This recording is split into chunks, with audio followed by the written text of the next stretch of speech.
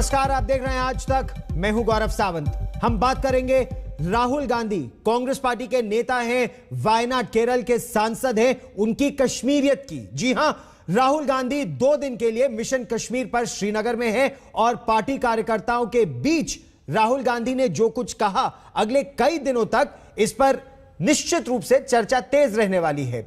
राहुल गांधी ने कहा कि उनके परिवार ने झेलम नदी का पानी पिया है और वो जब भी कश्मीर आते हैं तो उन्हें बिल्कुल घर वापसी जैसा, घर आने जैसा लगता है। सुनिए क्या कहा राहुल गांधी ने।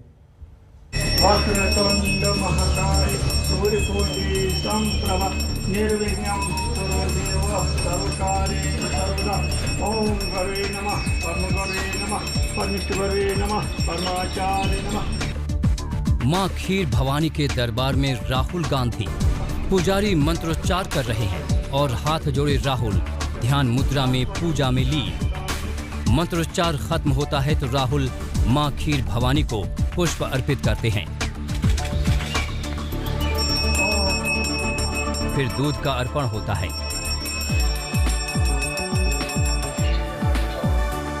और फिर माता की आरती।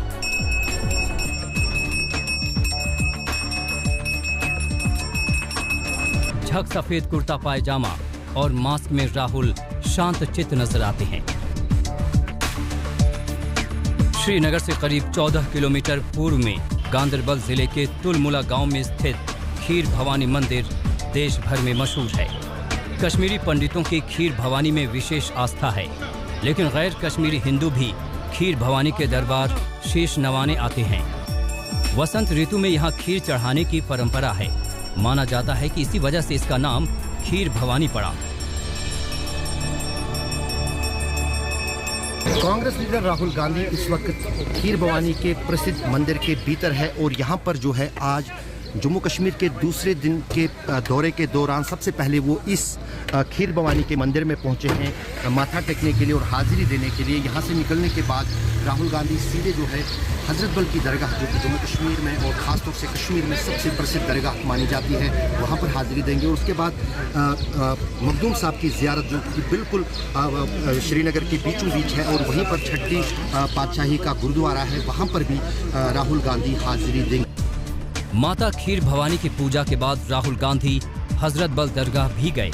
श्रीनगर के डल झील के करीब स्थित हजरत बल दरगाह पूरे देश में मशहूर दरगाह है।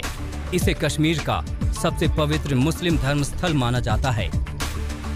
पहले माता खीर भवानी की पूजा और फिर हजरत बल दरगाह का दौरा, इन तस्वीरों का प्रतीकात्मक महत्व है। शायद इसके जरिए असली कश्मीरियत का संदेश देना चाहते हैं। मेरा परिवार इलाहाबाद में रहता था और इलाहाबाद से पहले मेरा परिवार यहां रहता था।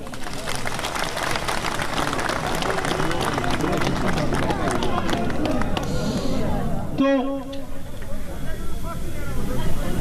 मैं ये कह सकता हूं, ज्यादा समय में यहां नहीं आया, मगर मैं ये कह सकता हूं कि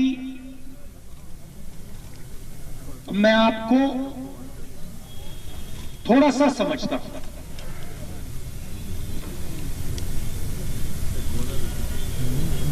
और पहले मेरे परिवार के लोगों ने भी झेलम का पानी पिया होगा। आपके जो कस्टम्स हैं, आपकी जो सोच है,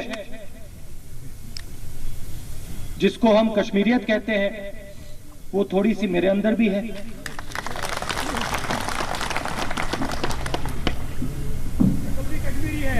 तो मुझे लगता है जब मैं फ्लाइट में यहां आता हूं तो मुझे लगता है कि मैं वापस आ रहा हूं, घर आ रहा हूं। हालांकि कांग्रेस की कश्मीरियत हमेशा बीजेपी के निशाने पर रही है। 2 साल पहले संसद में अमित शाह ने इसका जिक्र किया था। मैं पूछना चाहता हूं कि सूफी परंपरा जो थी वो कश्मीरियत का हिस्सा नहीं थी साहब? पूरे देश के अंदर सूफी परंपरा का सबसे बड़ा गढ़ हमारा जम्मू और कश्मीर रहता था। कहां चले गए सूफी?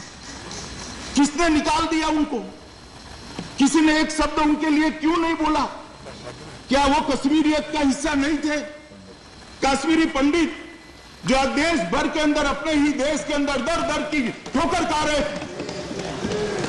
उनको घरों से निकाल दिया गया, इतने ढेर सारे इनके धार्मिक स्थानों को तोड़ लिया गया, भगा दिया गया।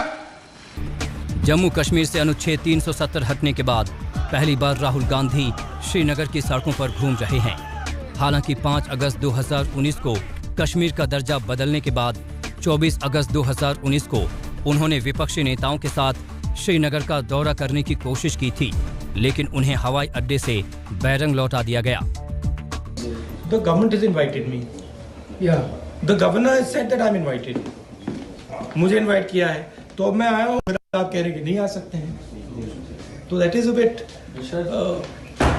And government is saying that everything is okay here, everything is normal.